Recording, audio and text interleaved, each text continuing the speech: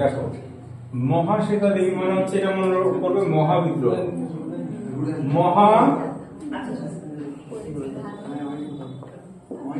মহাবিদ্রোহ। এবার মহাবিদ্রোহের সময় কি হয়েছিল, ইংরেজরা কি করতো, অরণ্যের অধিকারগুলো কেড়ে নিত।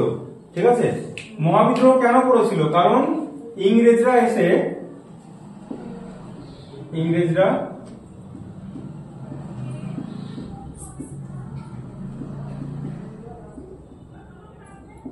বন্দুক দিয়ে কি করছিল, এদেরকে মারছিল। ঠিক আছে, এদিকে ছিল কি, যারা এদের হাতে কি ছিল, অস্ত্র।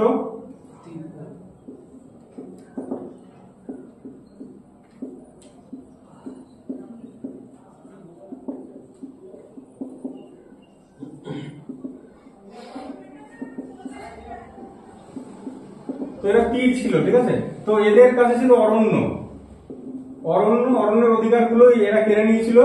আর এইখানে অনেক মা গুলো কি করছিল, মা গুলো হচ্ছে কান্না করছিল মাথায় হাত দিয়ে, কারণ কি এদের অধিকার গুলো সব কেড়ে নিচ্ছিল। হ্যাঁ,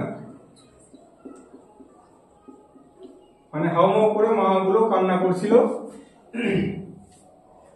তাহলে অরণ্যের অধিকার গুলো কেড়ে নিচ্ছিল, অরণ্যের অধিকার।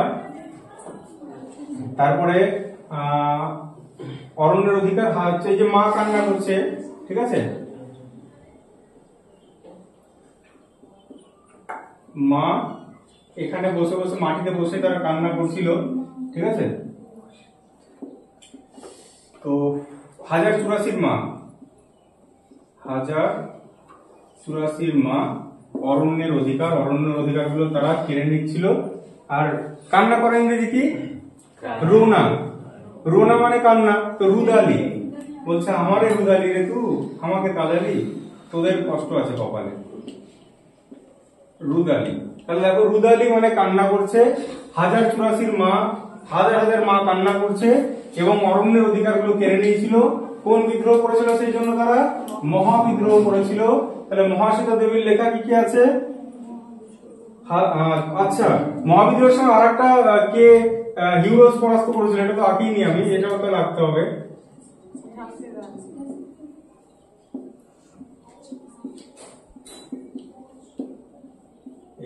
এইভাবে একটা ঘোড়ার পিঠে চেপে থাকতো আমাদের ঝাঁসির রানী। ঠিক আছে,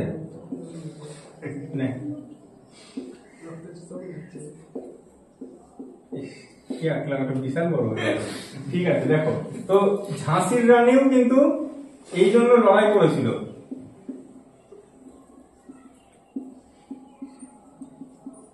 তাহলে মহাবিদ্রোহের সময় ঝাঁসির রানী ছিল কোথায়, ও ঝাঁসিতেই তো, ঝাঁসির রানী।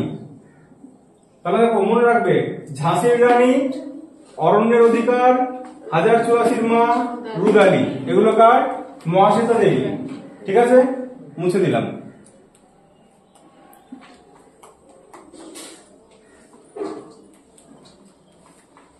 ছবি জিনিসটা ভালো মনে থাকে, আমি দেখেছি অন্যান্য ব্যাচেও দেখেছিলাম, তো ছবিগুলো মনে থাকে, ট্রিক্স মনে থাকে না। অনেক ট্রিক্স বানানো যায়, দেখবি ট্রিক্স আবার ওই ট্রিক্সই ভুলে যাচ্ছিস। তারপরে দেখো শক্তিটা বলেছিলাম, শক্তি আছে বলে তাও কিন্তু আমি যেতে পারি, কিন্তু কেন যাব, শক্তি চট্টোপাধ্যায়। তারপর হেমন্তের অরণ্যে আমি পোস্টম্যান, প্রভু নষ্ট হয়ে যায়। তারপরে হচ্ছে এই অবনী, বাড়ি আছো, মানে লোকটার নাম ছিল হচ্ছে অবনী। এবার সুচিত্রা ভট্টাচার্য,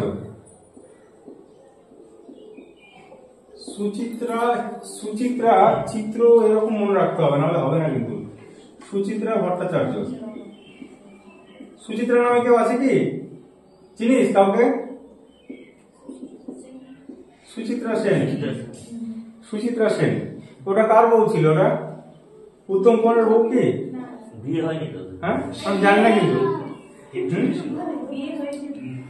হয়নি? হয়েছে? আচ্ছা শোনো, তাহলে মনে করবে বিয়ে হয়নি ধরে নিলাম, সুচিত্রা সেনের উত্তম কুমারের সাথে বিয়ে হয়নি। আগেকার প্রেম গুলো দেখ অমর প্রেম ছিল। হ্যাঁ, যাকে পেত না তো পেতই না, সারা জীবন আমি এরকম থাকবো। আর এখন দেখ, একটা গেল, একটা দুটো তিনটে চারটে, কি সব যুগ চলে এসছে। হ্যাঁ, তো যাই হোক, সুচিত্রা সেন মনের দুঃখে কি করছে, ঘুড়ি ওড়াচ্ছে। কারণ উত্তম কুমার তাকে রিজেক্ট করেছে বলে, তাকে বিয়ে করেনি বলে সে টাইম পাস হচ্ছে না, বাড়িতে বসে আছে, ঘুড়ি ওড়াচ্ছে। কি রঙের ঘুড়ি ছিল? নীল রং ছিল ভীষণ প্রিয়। গান আছে না, নীল রং ছিল ভীষণ প্রিয়। তো নীল রঙের ঘুড়ি ওড়াচ্ছে কে? সুচিত্রা সেন।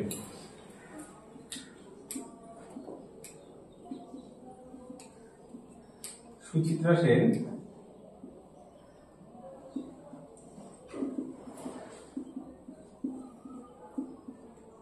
ঠিক আছে, এরকম করে একটা ঘুড়ি ওড়াচ্ছে। ঘুড়িটার রং কি? নীল। নীল ঘূর্ণি মনে রাখবে, ঠিক আছে? নীল ঘূর্ণি মানে নীল ঘুড়ি ওড়াচ্ছে। এবার ওড়াতে ওড়াতে কি হলো, মানে এই পুরো মানে একটা একটা ঘুড়ি ওড়াচ্ছে না কিন্তু, মানে এখানে একটা খুঁটির সাথে আর একটা ঘুড়ি, কারণ সারা কিন্তু ঘুড়ি ওড়াচ্ছে, ঘুড়ি তো একটাই, একটা ঘুড়ি ওড়াচ্ছে, বেঁধে দিল, এই একটা বেঁধে দিল, মানে পুরো অর্ধেক আকাশ জুড়ে ওরই ঘুড়ি উড়ছে, ঠিক আছে? অর্ধেক আকাশ জুড়ে সুচিত্রা সেনেরই ঘুড়ি উড়ছে, অর্ধেক আকাশ, অর্ধেক আকাশ। এবার কি হবে, একটা ঘুড়ি পাশের বাড়ির কাঁচের দেওয়ালে গিয়ে লেগে গেছে। এই ঘুড়িটা কি করলো, পাশে একটা কাঁচের একটা বাড়ি ছিল, ঠিক আছে, কাঁচের দেওয়াল, এই ঘুড়িটা গিয়ে কি করলো, এইখানে ধাক্কা মারলো, কাঁচের দেওয়াল, কাঁচের দেওয়ালে ধাক্কা মারলো। কিন্তু কাঁচের দেওয়ালটা কার ছিল জানিস? উত্তম কুমারের দেওয়াল ছিল। তো উত্তম কুমার দেখো সবসময় সবচেয়ে কাছের মানুষ কাকে মানতো? উত্তম কুমারকে কাছের মানুষ মানতো। তো কাছের মানুষের কাছের দেওয়ালে লেগে গেল ধাক্কা, সুচিত্রা সেন আর কিছু বললাম না। তো যাই হোক, কাছের মানুষ, গল্পটা কিন্তু খুব রোমান্টিক হচ্ছে। তো কাছের দেওয়ালে না, এটা কিন্তু ইচ্ছা করে মারেনি, হ্যাঁ এমনি মেরেছে ধাক্কা। এবার উত্তম কুমার না ভাবলো কি, যে আমাকে কেউ হত্যা করতে আসছিল, সামান্য একটা ঘুড়ির ধাক্কাকে উত্তম কুমার বেশি সিরিয়াস নিয়ে নিচ্ছে। তখন ভাবলো কি, এই ঘটনার ময়না তদন্ত করা হোক, হ্যাঁ পুরো একটা এজেন্সি আসুক, এটা একটা ময়না তদন্ত করবো, যে কেন ধাক্কাটা লাগলো, কোন অ্যাঙ্গেল থেকে আমাকে মারতে চেয়েছিল। তো এর হচ্ছে ময়না তদন্ত করতে লাগলো উত্তম কুমার, ময়না তদন্ত, ঠিক আছে? কাছের মানুষ তবুও দেখো ময়না তদন্ত করতে নিল, ওকে? এবার এই প্রথমে ময়নাতদন্তে কি পেল, একটা ঘুড়ি আটকেই ছিল, ঘুড়িটা এইভাবে, মানে যেমন প্লেন ক্র্যাশ হলে ঢুকে যায় না, ঠিক এরকম অর্ধেকটা ঢুকেছিল ঘুড়িটা। এই ঘুড়িটাকে তখন রিসিভ করলো, রিসিভ করলে প্রথমে কি করলো, ঘুড়িটাকে প্রমাণ লোপাটের জন্য পুড়িয়ে দিল।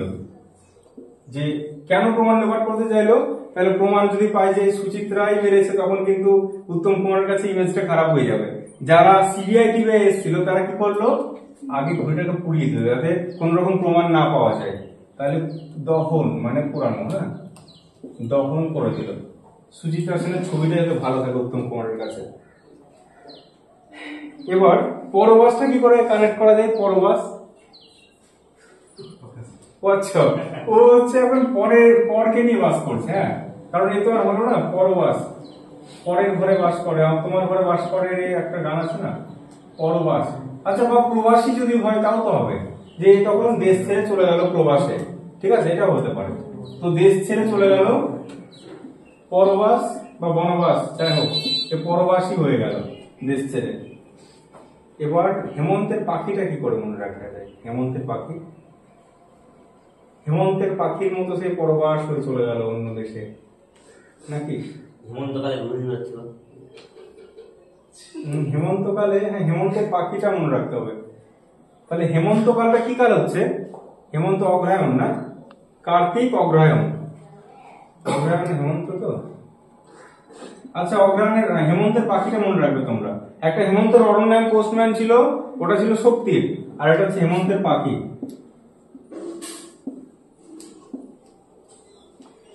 তাহলে দেখো, এবার হচ্ছে সুচিত্রা ভট্টাচার্যের লেখা কি কি আছে?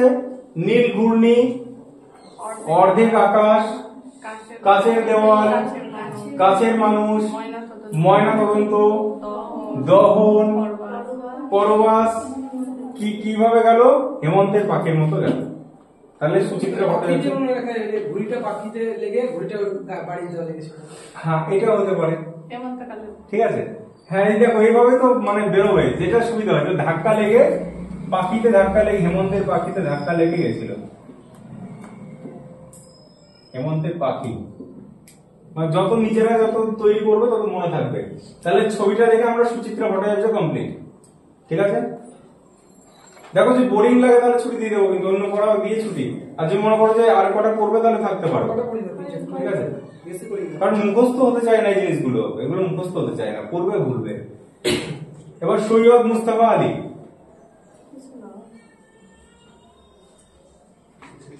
মনে রাখবে সৈয়দ মুস্তাফা আলী আমাদের সম্পর্কে চাচা হচ্ছে। হ্যাঁ, চাচা আমাদের এখানে এসেছিল।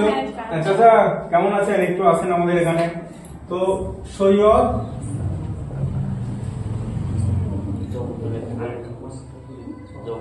মুস্তাফা আলী।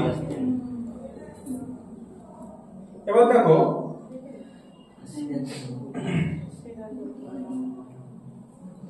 এই সৈয়দ মুস্তাফাকে আমরা চাচা বলি। ঠিক আছে, আমরা চাচা বলে ডাকি। যে চাচা, চাচাকে আমরা একদিন এনেছিলাম এখানে, কারণ চাচাকে পাওয়া খুব মুশকিল। কেন মুশকিল? চাচা দেশেই থাকে না। এই আজকে দেশে তো কালকে বিদেশে, মানে একদিন দেশে দুদিন বিদেশে, দেশে বিদেশে চাচা থাকে। ঠিক আছে, আর হচ্ছে ও মানে মুসাফির কাকে বলা হয়? মুসাফির, মুসাফির মানে যারা ভবঘুরে টাইপের নাকি, যে যার কোনো ঠিক ঠিকানা নেই, মুসাফির।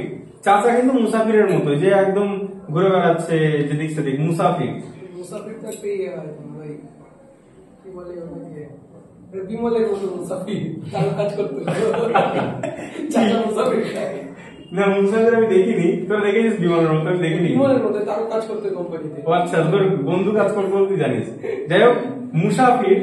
ওকে, আর শহরে দেখো এবার দেশে বিদেশে ঘুরে বেড়ায় তো কাকার, কিন্তু শহরে প্রচুর বন্ধু আছে। ইয়ার, ইয়ার বা দোস্ত, শহরে প্রচুর চাচার বন্ধু আছে, এটা মনে রাখবে।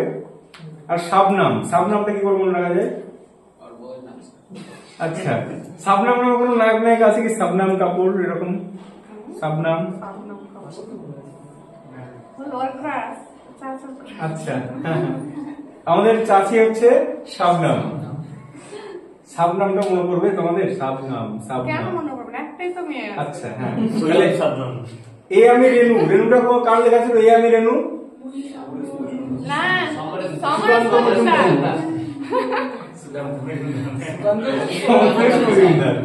সমরেশ মজুমদার।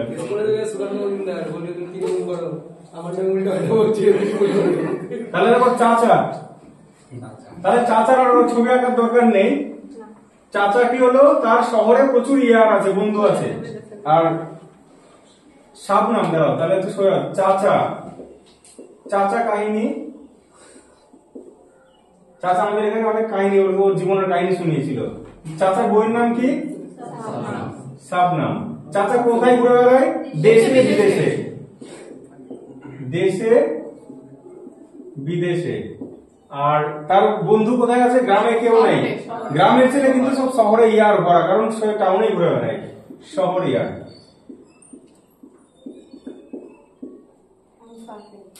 আর মুসাফির, হ্যাঁ, মুসাফিরের মতো লাইফ লিড করে। ঠিক আছে, এটা হয়ে গেল। এরপর শীর্ষেন্দু মুখোপাধ্যায়। আমি একটা পাহাড়ের ছবি এঁকেছিলাম এর আগে। শীর্ষেন্দু মুছে দিলাম এটা। শীর্ষেন্দু দেখো, এই ছবিটা এঁকেছিলাম এর আগে।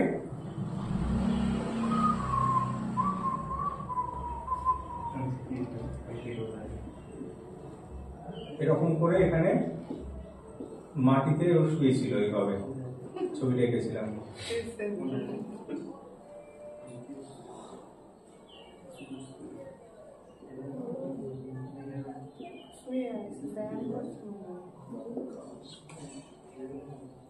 ঠিক আছে, এরকম করে ও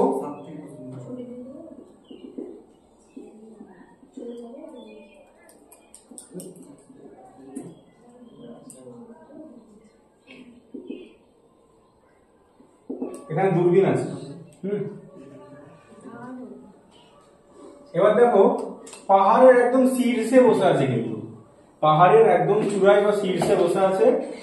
দূরবীনটি দেখছে এইদিকে, এইদিকে দূরবীনটি দেখছে কি এইখানে একটা গুহা আছে, গুহার নিচের দিকে, হ্যাঁ এইদিকে একটা পাতালে একটা ঘর আছে, ঠিক আছে। গুহার এই নিচের দিকে একটা সিঁড়ি আছে, যার নিচে পাতালে একটা ঘর আছে। এইখানে থাকে একটা গুহা মানব, মানে আদিকাল থেকে এই মানবটাকে কেউ দেখতে পারে না, সব টুরিস্টরা আসে এখানে এসে বসে, ওই লোকটাকে দেখার চেষ্টা করে, কিন্তু কোনোদিন আর দেখতে পায় না। এবার ওকে মানে সবাইকে চাকমা দেওয়ার জন্য কি করে, কিছু বাইরে রেখে দেয়, মানুষের মতো অবিকল জিনিস রেখে দেয়। সবাই ভাবে এই মনে হয় গুহা মানব, কিন্তু দূরবীন দিয়ে দেখে না, ওটা তো ফলস, ওটা গুহা মানব ছিল না। আর এইখানে ওই ওই লোকটার সাথে একটা প্রাণী থাকে, সেটা হচ্ছে কালো বিড়াল। কেন কালো? কারণ অন্ধকার থেকে থেকে ওর কালারও কালো হয়ে গেছে বিড়ালটার, ঠিক আছে, কালো বিড়াল। এবার অন্ধকার থেকে পরিষ্কার হওয়ার কথা, কি বলে। তো দেখো এবার কি হলো, এই একটা বাইরে বললাম একটা ফলস একটা রেখে দেয়, হ্যাঁ একটা কাগজের একটা বউ রেখে দিয়েছে, এরকম কাগজ দিয়ে একটা বউ করে রেখে দিয়েছে, যাতে দূর থেকে ভাবে যে এইটাই মনে হয় গুহা মানব। দূরবীন দিয়ে দেখে না, এই তো কাগজের বউ, ঠিক আছে। তো যেহেতু এটা কাগজ দিয়ে তৈরি, তাই প্রতি বছর চেঞ্জ করতে হয় ওকে, কারণ এখানে ঘুণ লেগে যায়, ঘুণ পোকা লেগে যায় এই কাগজের বউতে, ঠিক আছে। কাগজের বউ, কাগজের বউতে কি লেগে যায়, ঘুণ পোকা লেগে যায়, ঠিক আছে। আর এখানে কি থাকে, একটা কালো একটা বিড়াল থাকে, ঠিক আছে, কালো বিড়াল একটা। ও ম্যাও বললো, পিপিপ বললো না, মানে গর্তে থেকে দেখে না, ও এখন শেপও চেঞ্জ হয়ে গেছে, ইঁদুরের মতো হয়ে গেছে অন্ধকার থেকে দেখে। তো কালো বিড়াল হলো, কাগজের বউ হলো। এবার দেখ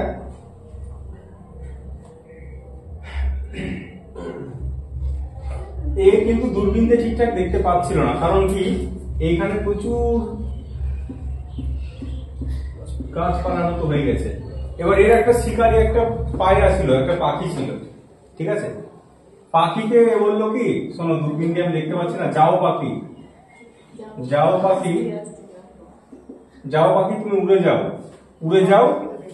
তুমি যে পাখিকে কেন পাঠালো, কারণ পাখির চোখের পাওয়ার কি, পাখির চোখ সবচেয়ে বেশি পাওয়ারফুল। পায়রার চোখ কেন পাওয়ারফুল, চোখে কি থাকে, পেকটিন থাকে। তো এখানে যাও পাখি, কারণ ওর চোখের পাওয়ারটা বেশি। এবার কি হলো, পাখিটা তো গেল উড়ে,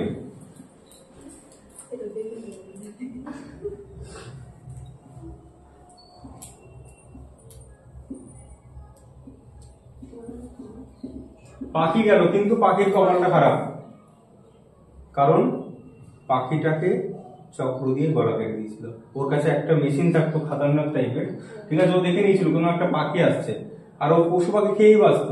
ও একটা মডার্ন যুগের একটা টেকনিক আবিষ্কার করেছিল, 3D যুগের, ঠিক আছে, একটা চক্র আবিষ্কার করেছিল, যেটা ক্লিক করলে চক্রটা দিয়ে কেটে দেবে এবং একটা ধরে আবার নিয়ে চলে আসবে। হ্যাঁ, ওই সিস্টেম করে দিয়েছিল, আবিষ্কার করে নিয়েছিল। তো চক্রটা এখানে ছেড়ে দেয়, তখন বেচারা পাখিটাকে কেটে দেয় এবং জালের মতো করে এটা নিয়ে চলে আসে। তো এটা চক্র ছেড়েছিল, ঠিক আছে। এবার দেখো এই গল্পটার মধ্যে আমরা কি দেখলাম, শীর্ষেন্দু মুখোপাধ্যায় কি কি কবিতা লিখেছেন, তার লেখাগুলো আমরা দেখবো। তার প্রথমে পাহাড়ের কোথায় বসে আছে, শীর্ষে, শীর্ষ মানে শীর্ষেন্দু মুখোপাধ্যায়, শীর্ষেন্দু। তাহলে কি দিয়ে দেখছে এটা, দূরবীন, একটা হচ্ছে দূরবীন। কাকে দেখার চেষ্টা করছিল, গুহা মানব। গুহা মানবটা কোথায় থাকে, পাতাল ঘরে থাকে, কিন্তু ঘরের সামনে কি একটা বক্স রেখে দেয়, একটা কাগজের বউ রেখে দেয়, যাতে বুঝতে না পারে। কাগজের বউটা কি হয়ে যায় প্রতি বছর, ঘুণ পোকা লেগে যায়, ঘুণ পোকা লেগে যায়। তারপর ও দেখতে পাচ্ছিল না, তাই কি পাঠালো, কাকে বললো যে যাও পাখি, যাও পাখি। কেন পাঠালো,